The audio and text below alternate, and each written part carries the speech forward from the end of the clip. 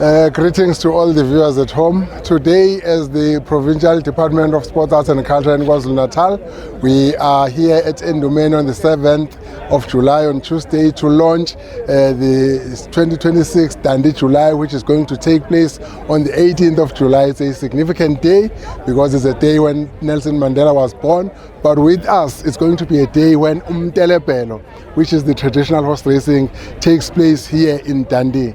This race started when the stake was just a blanket and it grew into a stake of 20,000 rand, and today we were announcing that the stake for this race in 2026 has grown to 2.5 million rand so far, because our target is 3 million rand. So we are hoping by the time we get to the 17th on Friday, we'll be announcing a 3 million rand. Today we announced 2.5 million rand.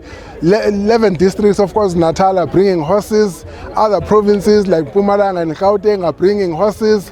Other countries who are our neighbors like Lesotho and Botswana and Eswatini are bringing horses. We are going to be having 12 races for this day. 4 of these races are international races, and we are hoping that it's going to be a great day. We are infusing together the sports sector and the arts sector, because on the same day there will also be events which are organized for the artists throughout the night. There is a lot of them, so people must get into the website so that they get to know where they go to. Establishments for accommodation are getting fully booked in Dundee, in Ladysmith, in Newcastle, in Mutu. So this is going to be a great day for KwaZulu-Natal. The fashion is already taking place. There will be fashion shows, and for this year we are saying the theme is elegantly African, lit, and therefore we are appealing to all the people attending to be lit on this day so as to showcase KwaZulu-Natal to the world and to the province and to South Africa.